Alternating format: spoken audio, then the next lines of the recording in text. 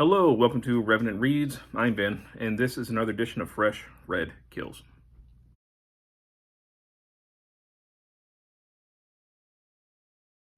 So, Fresh Red Kills is where I talk about books that I have recently finished reading. And I'm going to be talking about these two books, which I finished in the early part of July 2024. I'll start with this one, which I read as part of a buddy read with Elaine over at Cobalt Dragon. And I read this as part of my my personal Stephen King project. It is not an exhaustive project where I'm going to read every single work by Stephen King, but I am going to read all the things by Stephen King that I own that I haven't read yet. And that would include everything on this shelf here, and then down over here. I think I got a couple mass market paperbacks there. So I'm going to get through all those, and if I come across a book for a good price that is by Stephen King, of course, that looks interesting to me, I'll pick it up. But I'm not going to try and pick up every single thing. But I am trying to do it roughly in publication order. And this one's coming up. And I also read this as part of the Banned Books Project. So, Banned Books Project, it is, I guess, more properly called a Challenge Books Project. There are these, I think it's the American Library Association puts out the lists of 100 most banned books, or really most challenge books. And there's one for the 90s, the early 2000s, the 2010s. And I didn't create this event, but I looked at my shelves, especially my fiction shelves, which got more over there. And I wanted to see which of my books that I already own that I haven't read were on those banned books lists. And a couple Stephen King's were on there, so this fit in really nicely. So it's also a part of that I read this. And again, not that all these books that are on the banned books list were actually banned, but apparently in the 90s this was heavily challenged. And I'm not entirely sure why. I didn't go into all that research. Now, I had, back in March, for March of the Mammoths, I had read The Stand, which overall I liked. Yes, disappointing ending, which is kind of, I guess it's kind of infamous for that, but I thought the character work was terrific. And this, of course, is a much smaller, much more compact story, and I was really interested to see what King did, coming off of The Stand for this. And I had, of course, seen the David Cronenberg adaptation from the early 80s. So I had that sort of in my mind. And I also was watching the series, excuse me, from the early 2000s, also based on this. So I remember watching a lot of that, at least the first season or two when that came out. So I was very familiar with the story already.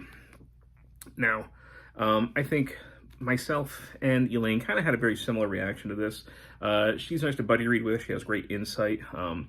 And there's a really good idea here. There is. The amazing character work that I read in The Stand, I unfortunately wasn't really finding in this. Our main character, Johnny Smith, he's written okay, but there are other characters that just didn't really feel real to me. Now, I'm going to have to be minor spoiler in this. I'm not going to give away the hugest plot points, or at least resolutions necessarily, but I have to kind of give somewhat of a spoiler discussion to explain my feelings here. Essentially, we have the main character, Johnny Smith, who has already had sort of psychic abilities that he doesn't really realize he's had growing up. But then, he's a young teacher, and he's in a car wreck. He's almost killed, but he wakes up basically after a multi-year coma with these very intense abilities, where especially if he touches somebody, he can sometimes see the past, the future, whatever it might be. He can definitely have premonitions, especially a lot about the future. And the first third of the book is sort of his process of coming out of that, and some of the press gets wind of it, so sometimes he has to talk to reporters.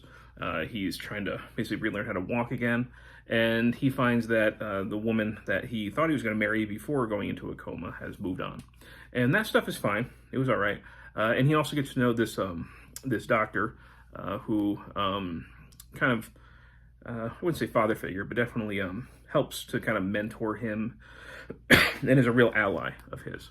And then we move into the second part, like basically this is like 3 parts. It's like the second act, where he is helping a small town sheriff, Castle Rock, with a murder mystery. And that stuff was actually really good. And then there's a third act where it's more of a political intrigue, where he shakes the hands of a politician, and he gets this premonition that this politician is essentially going to ascend to the presidency and create all-out nuclear war. And he has to come to the difficult decision of what to do. Does he act on this information? And he's asking people questions such as, if you can go back in time and kill Hitler, would you do so? Now, my first kind of issue with the book is that there doesn't feel like there's a flow between these three parts. And there's other things I didn't mention. Again, I don't want to be heavily spoilery here. And again, I've mentioned in previous videos that earlier in the month I had quite a cough, and it still kind of comes back when I start talking for long periods of time, so excuse the coughing, please. My videos are not really edited, and they are not also scripted, so the coughs stay in. When we go from kind of part 1 to part 2 to part 3, it doesn't always feel like there's a real flow, and I wish that more characters were sort of carried forward more within the plot, within the book, which I can see actually the Cronenberg adaptation, the film adaptation, kind of tries to do that a lot more than the book does, and I kind of see where they're coming from there. Some characters I think are pretty well drawn. Some of them I just didn't really care about. Some of them felt a little bit too cartoonish. Johnny Smith has this mother who kind of falls into a zealotry, and her kind of thinking that she's written like somebody who is almost on like early onset schizophrenia. People who I have talked to in my life who are heavily into conspiracy theories and magical thinking. And the thing is, these people of course exist, but the way that character is written in here, it's like every sentence is that. And that's not really the way that my experience has been with people like that.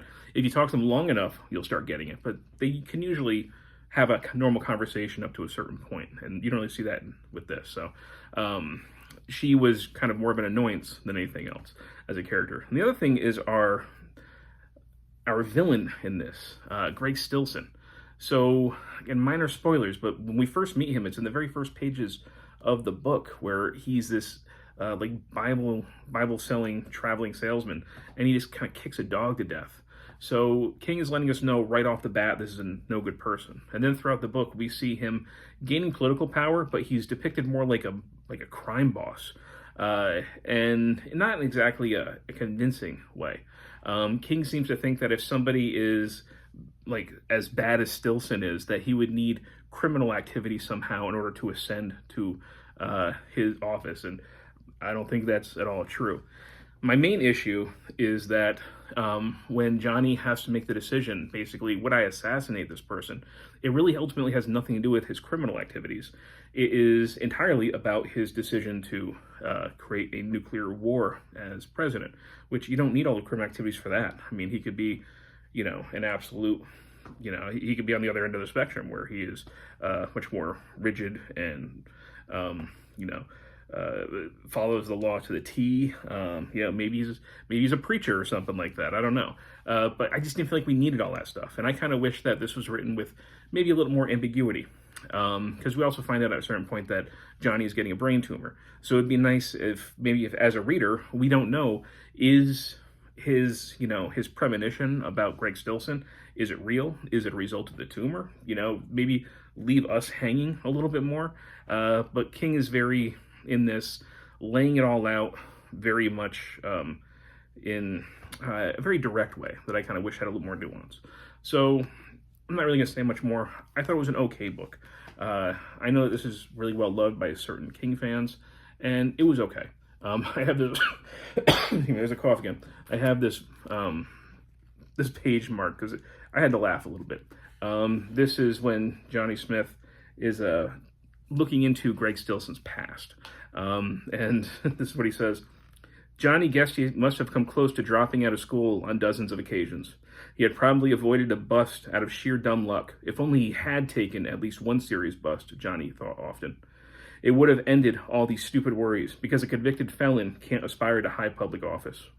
Boy, has that quote not aged well as of even the last few months of me reading this. So anyhow, I thought it was okay. Not my favorite King book at all, but decent. It was solid, but I felt could have been improved in different ways. But whatever. You can take that however you want. These are just my thoughts.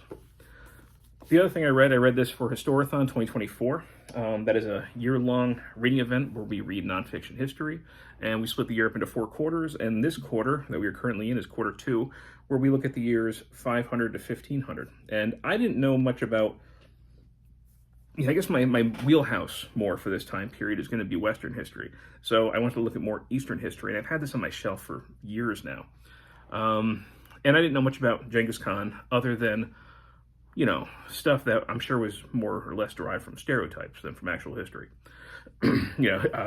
His depiction in Bill and Ted's Excellent Adventure comes to mind. So this is Genghis Khan and the Making of the Modern World by Jack Weatherford. This was very, very popular when it came out back in the, was it the early 2000s, or let's get the date here. 2004. And I guess I can see why.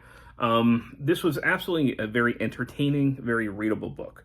Like I said, I didn't know much about Genghis Khan, and there were definitely some red flags that came up for me about how much I can really trust the things that are written in here. So he has a nice kind of introduction, and then we jump into the first chapter, The Blood Clot. And what he is essentially using to recount Genghis Khan's life is something called the secret history, from which I understand is something that was written in the Mongolian language, but with Chinese characters. And for many years, people didn't know it existed. And then after it was found, it was kind of suppressed. And this is really the first time that it's really being disseminated widely.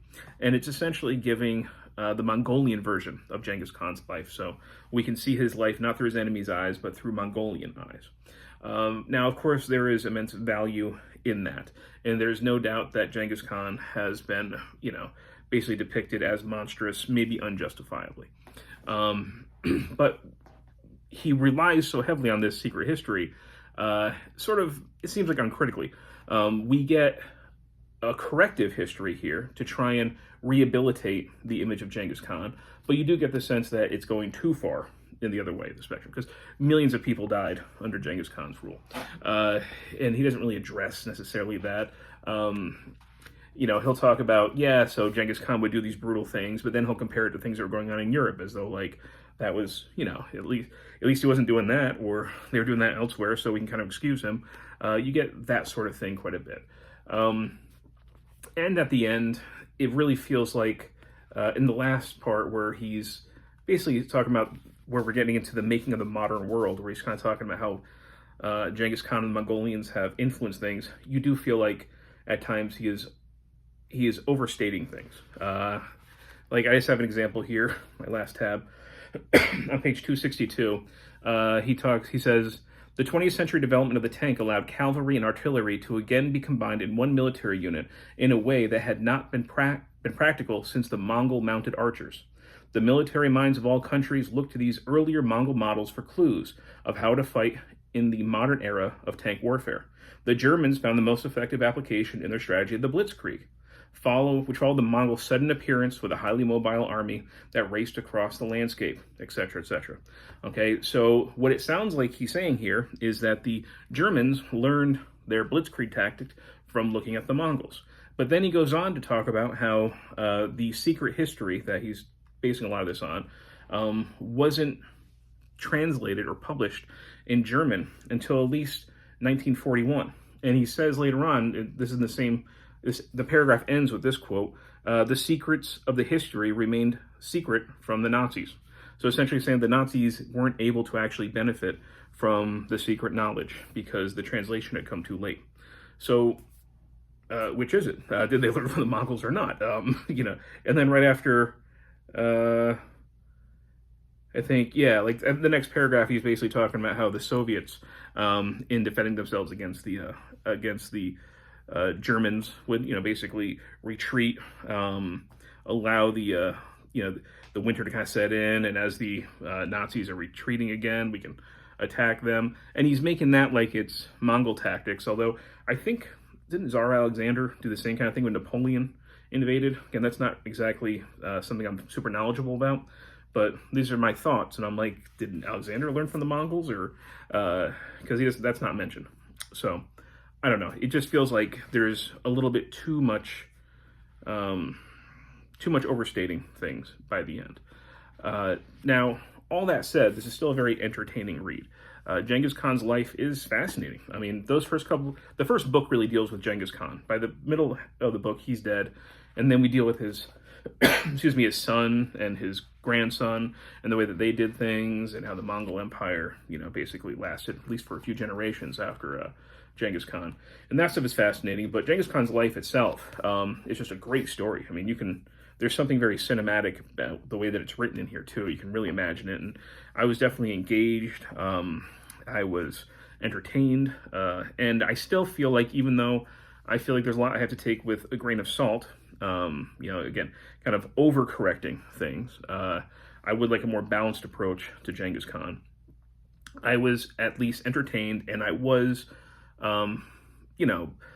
essentially persuaded that Genghis Khan isn't deserving of all the hate that he has gotten, that there is something to be admired in him, although maybe not to the extent that that Weatherford gives.